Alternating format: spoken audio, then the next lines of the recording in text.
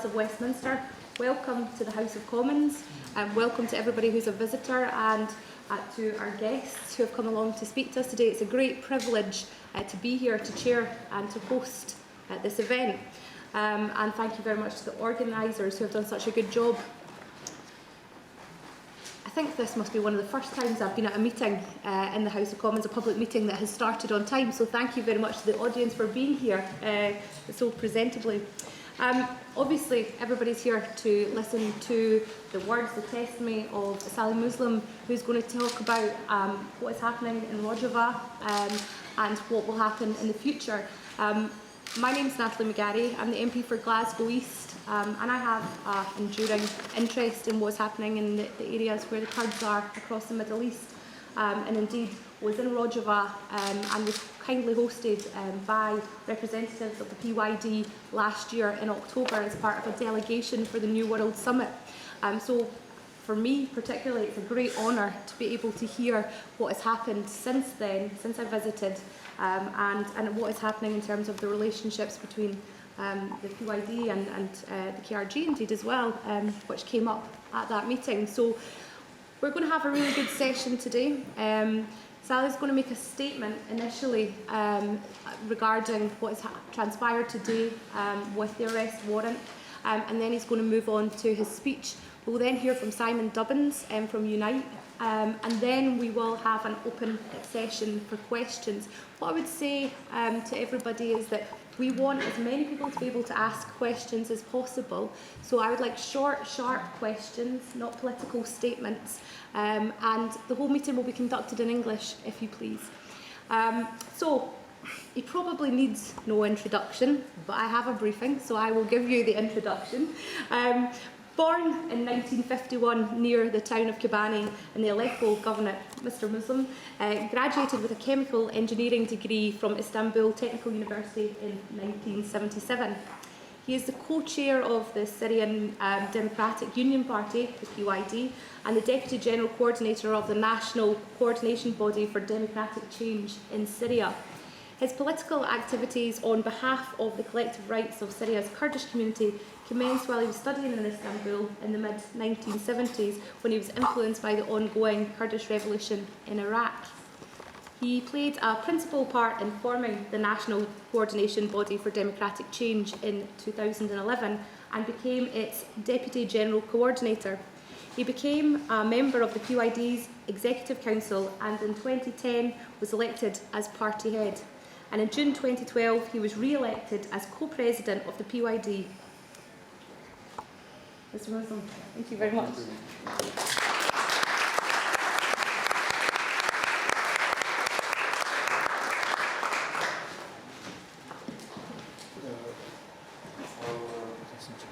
I would like to thank Natalia for creating this opportunity to be here with you. And I am glad to be here, and I am honored to be in the Parliament of the United Kingdom with all nice people like you. And we need it really, to be all together, to say what we are saying, and people listening to us, especially in this conflict in Syria.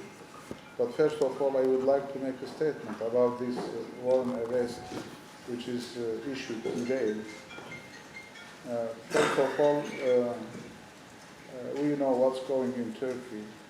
If one person is managing and directing all the countries, kind of dictatorship. Even the courts and the parliament, there is no role for them. He didn't left anything. He just is behaving just like the Sultan. So it's a kind of firman issued by the Sultan, and I think he wouldn't do anything to everybody because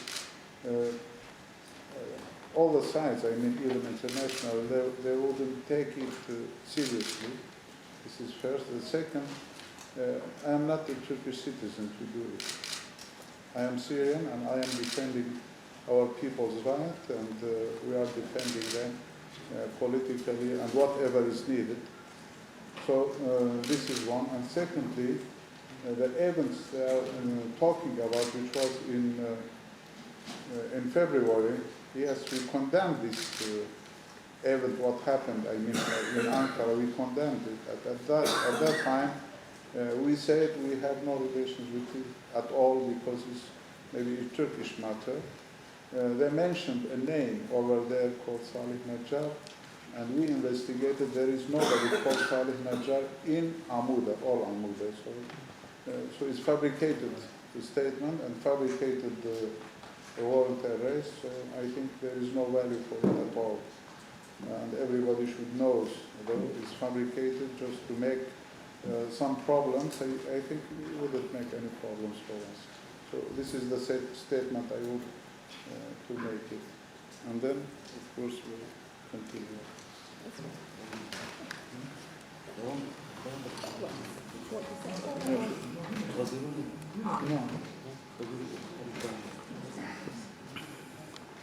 Yeah, for the other matter, or what we are here, I don't know, maybe most of you are following what's going in Syria, really. Maybe I was here 2 years ago and everything was not clear as it is now, because now you can see the actors, you can see what's going on the ground and the aims and even the targets of all the parties playing in Syria. And it's really very, very complicated. When it started, I mean, in Syria, this conflict in 2011, we had people, Syrian people looking for democracy, looking for freedom against the dictatorship. So, against the dictatorship. So we just thought, I mean, everybody thought maybe it will be easy, I mean, to overthrow the regime and then everything will be okay. But what happened, it was not like that. It wasn't easy to remove the regime. And then the Syrian conflict became international because all the sides involved in Syria, they had their own plans for Syria. I mean, the regime, the dictatorship of Ba'athist party, they wanted to stay as long as they can. This is one. And secondly, international powers, they wanted to make, to change the regime according to their interest in the Middle East.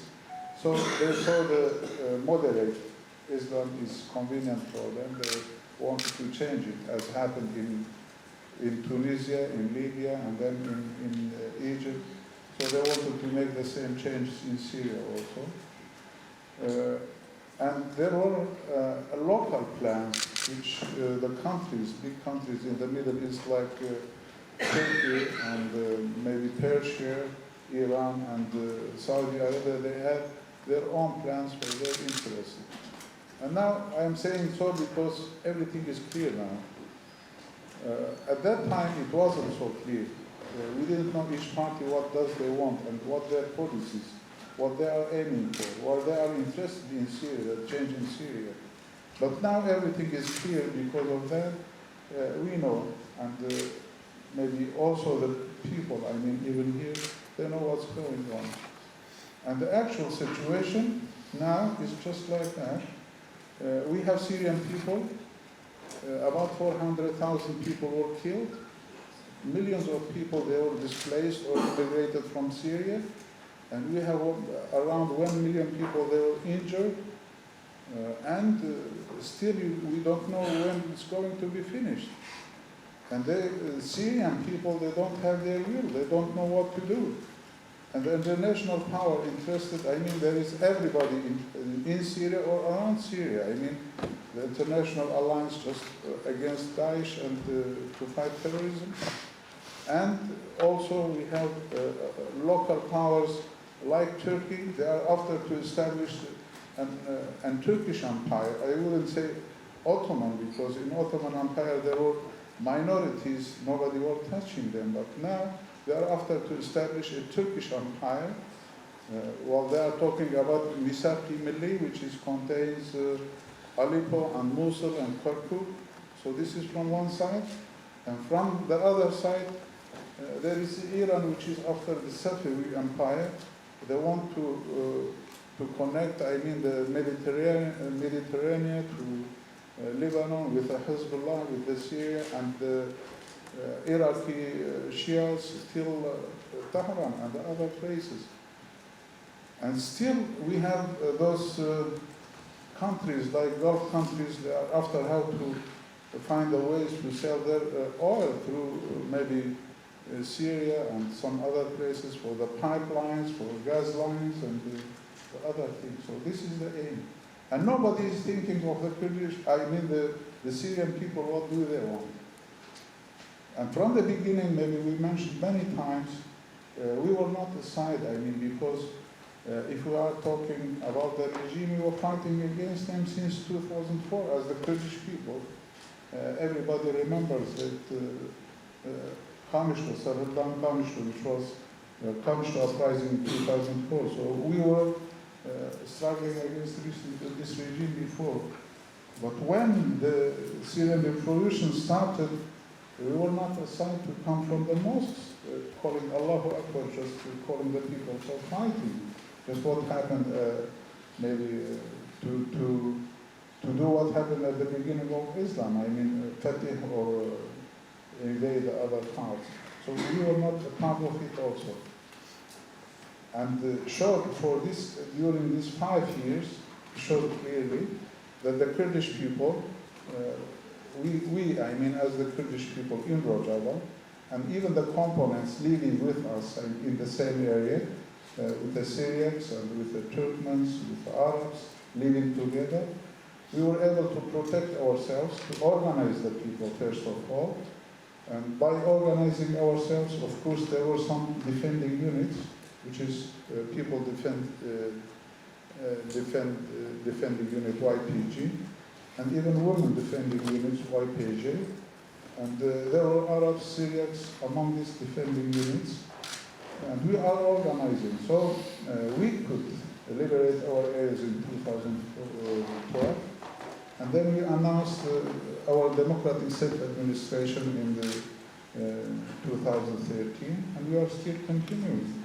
After the liberation from the regime, we started to fight against these brutals, which is, we consider them as a tools for this local power supported by Turkey, by Iran, and by the others, the rest of the Gulf countries, with their financing by them mainly. So we have to fight against them, and we are still continuing till now. So it shows, since this all these 5 years, it showed that we are only the power.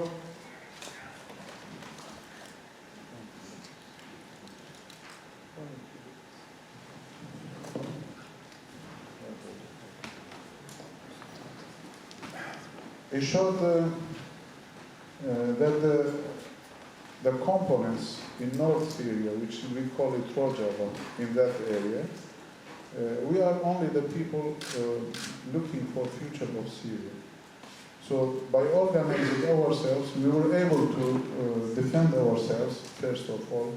We liberated ourselves, and then we defended again these tools used by the other powers, like Daesh and Jabhat al-Nusra, and Ahrar al-Sham, and many other groups which are similar mentality with Daesh. We protected ourselves, and the fighting is still going on. This is from one side. From the other side, we established a very modern model, could be model for Syria and for the Middle East. Well, let's say this way, I mean all the components, selected people from these components, from the Arabs, from the Syrians, from the Kurdish people, they became together, and they decided to make a social contract for all the components. And this social contract is considered as a constitution for the area, which is very, very moderate, and maybe it could be comparable to what we have constitutions in Europe, from many views, especially from the women's rights, because we defend the equity between the women and men, I mean gender equity. And all institutions in our area, they are co-presidential system. Even me in PYD, I am co-president because we have a co-president called Abdullah. So all the institutions in Rojava, even the social institutions and political institutions and all organizations, we have co-presidential system. And not only that, I mean, the women in the Middle East culture, you can, women which is, they have no role for I mean, in the social, in the societies. She cannot play a role, and they don't maybe recognize a woman as a human sometimes. I mean, like Brutus, like Daesh, and so. And the same, maybe you have found some examples. I mean, when by these sex slaves and selling the women in the market. I mean, what happened? I mean, in Mosul and Raqqa. Against that, what we have, a woman. She organized herself and she became defending herself. It's not only that, she is leading the democracy in the Middle East. And everything is done by women. So this is a real revolution in the Middle East. So this is two sides. One, the organized people that could defend themselves against all the dangers, all the threats coming from outside. And secondly, establishing the system, it could be a model for all Syria and for all Middle East, because if we are talking about the components in Syria, we have the same components in Turkey. We have the same components in Iraq. We have the same components in Iran. I mean everywhere in Iraq and Iran. So it could be a model for all the Middle East, I think we believe. So what we have doing is this, and what I am going to say, by organizing ourselves, by organizing our society, and by this struggle, we just showed everybody, I mean, in the Middle East and all the world, that we are defending the humanitarian values, whatever it is. I mean, the democracy, the equity, and whatever it is. I mean, the freedom of the people. We are doing it actually. So we are, by some ways, we are united with all democratic defenders. And the world from their sides, they are discovering the Kurds maybe first time to see the Kurds defending the democracy and their values. By resistance in Kobani, it was, of course, maybe all of you have heard about Kobani. We were happy to see all the world standing beside us, and they announcing the 1st of November as a Kobani Day, is kind of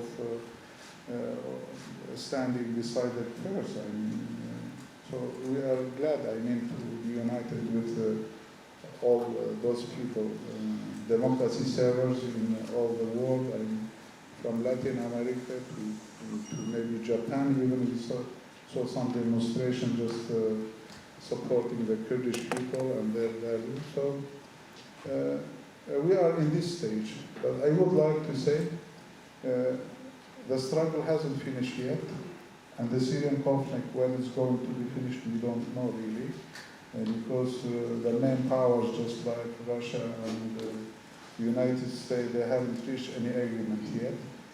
Even the Syrian people, if they, I mean, if they want the peace, but they don't know the way how to do it. So it's confusing, really. And maybe some of you also followed this general talks. It's stopped now. There is no hopes seen in the, I mean, from now. We have no hopes yet. I mean, we don't know when it's going to be resumed again. So we are waiting for some kind also. But I would like to assure you that the succeed will be from our side, because we are serious for defending ourselves, defending the humanitarian values, and we are looking, I mean, for the solidarity, I mean, for all of you and all the democracy defenders, the human rights and the human values defenders to be with us maybe we can do it on the ground. We have no problem defending ourselves, I mean militarily, by arm, but we need your political support and the political, diplomatical support in your countries to know the reality and to help, the components. We are not talking about only the Kurdish people, we are talking about the components in Rojava and its well, shortly, that's I can say. Of course, if you have any questions, I will be ready to answer them. And thank you very much for that.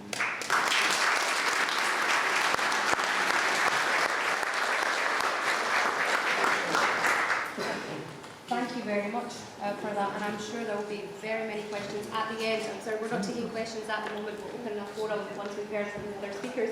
I forgot at the beginning to thank the peers and the members of Parliament that have come along, and I'd like to pay particular attention to Niamh Griffiths, who's the Shadow Defence Secretary, and Brendan O'Hara, who's the SNP spokesperson on defence. I think that that's testimony to the importance of what is happening in Rojava and the role that the Kurds play, that senior politicians have turned out to listen to what Mr.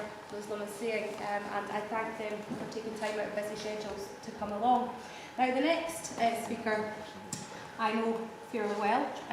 We travelled to Ahmed Diyarbakir together earlier on this year to speak to some of the civil organisations who are being oppressed currently in Turkey with lots of the suppressions on civil liberties. And we were talking to them before the coup to find out what life was like for them, what was happening in that area, and to find out what was happening to the Kurds in southeastern Turkey. He has been a long-time campaigner for the release of Abdullah Öcalan and part of the Unite campaign this year with the GMB Union. He'll tell you a lot more about it when he speaks, but it is Simon Dubbins. He's the Director of International and Research at Unite the Union. Thank you.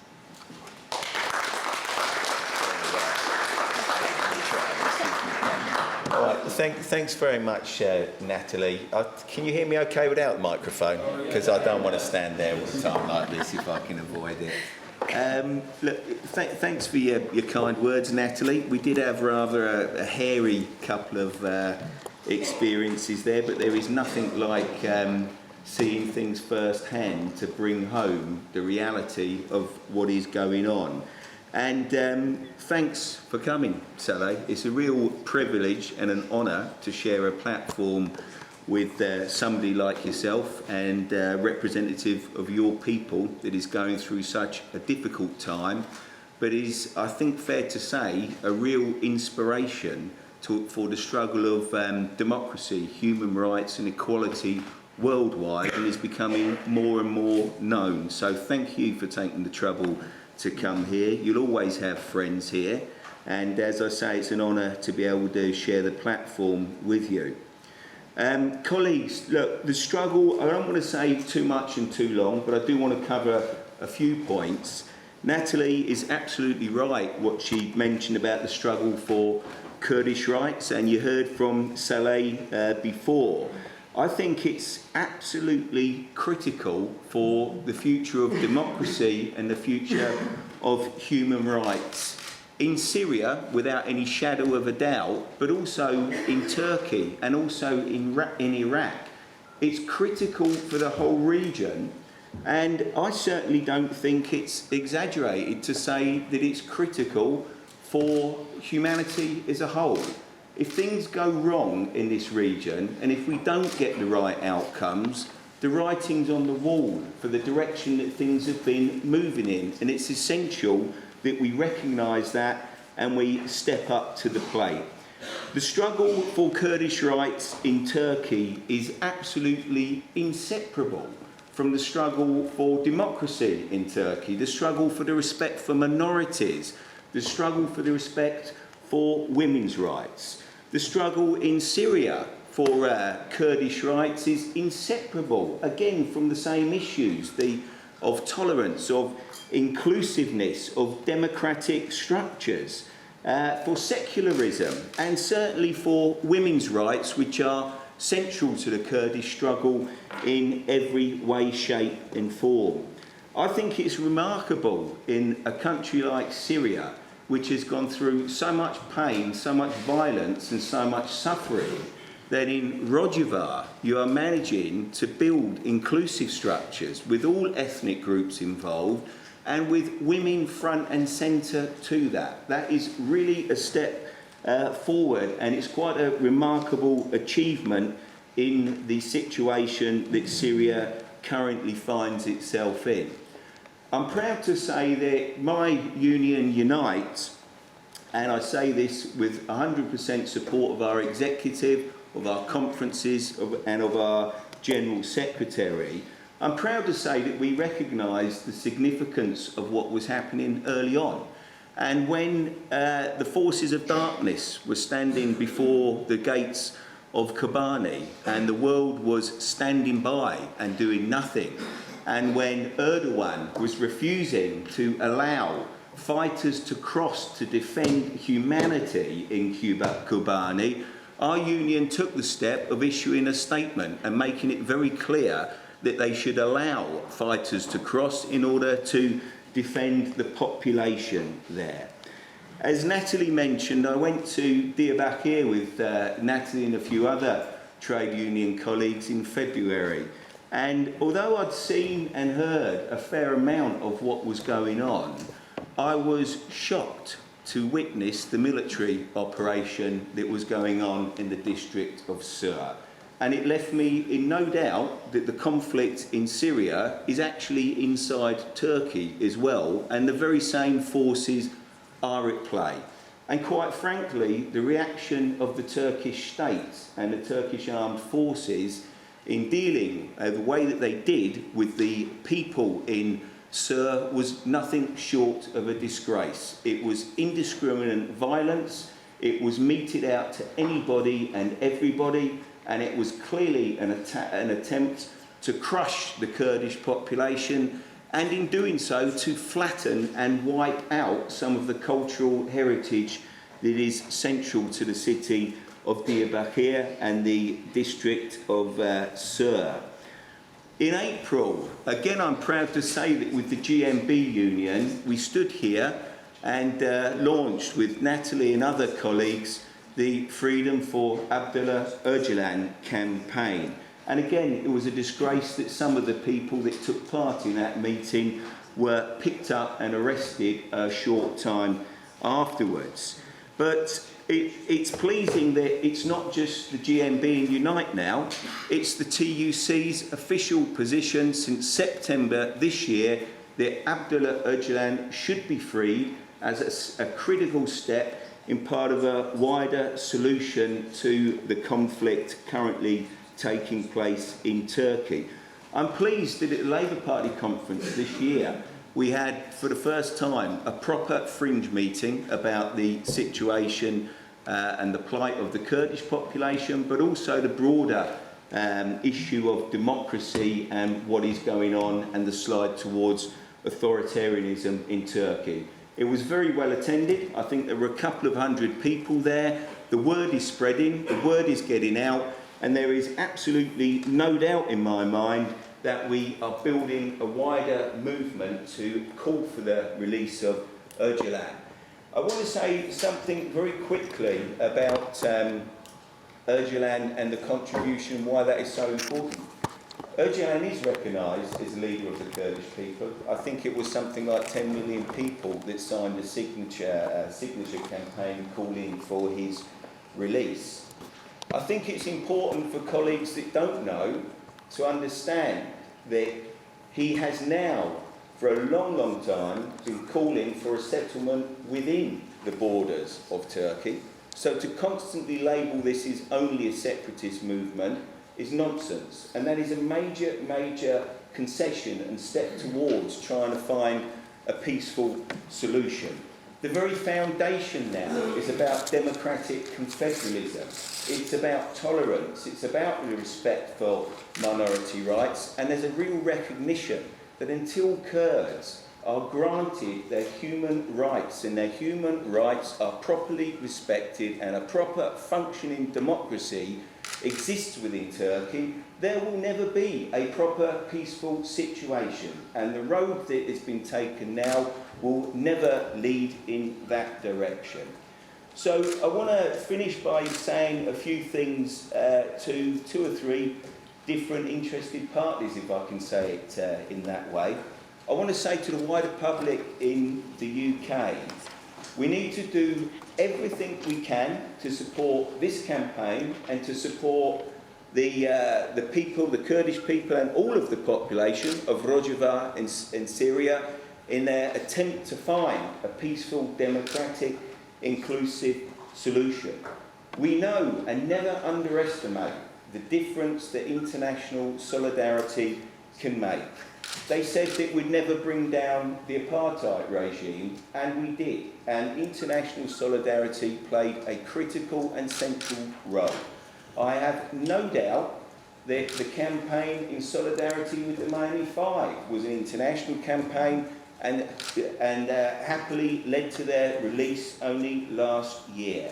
And I've no doubt that the international campaign has played a role in forcing and helping to support a peace process to take place in Colombia. And we've seen it in Ireland, and we've seen it in Colombia, that peace can be made in the most difficult of circumstances if people are prepared to take brave, bold steps. I have no doubt in my mind whatsoever that the Kurdish population and the Kurdish movement is prepared and has been willing for a long time and has taken those steps.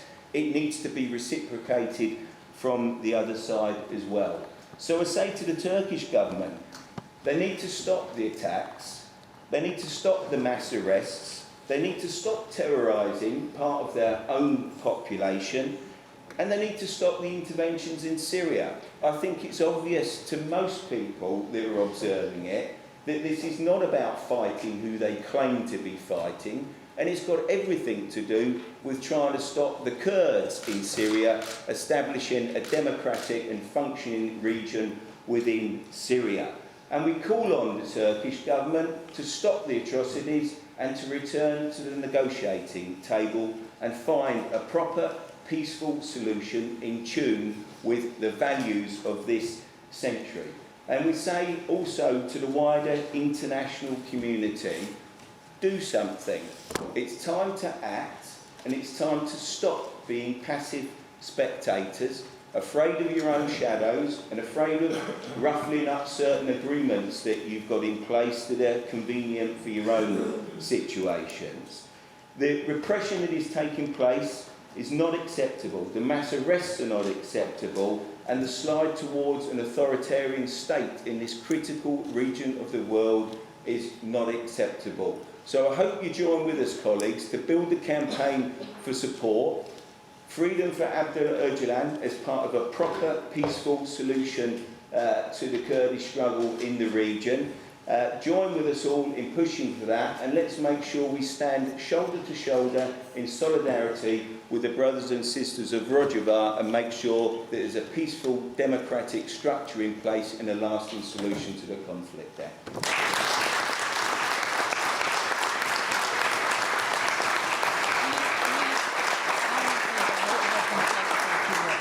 Thank you very much, Simon, who always speaks with such great passion, and I hope that when Saleh goes back to Rojava, he takes with him that civic society in the UK is listening and is aware and is trying to push for Kurdish rights here, that they are not forgotten. We have an unexpected pleasure. People don't usually like to listen to politicians, but in this case, I think it would be great to hear from the two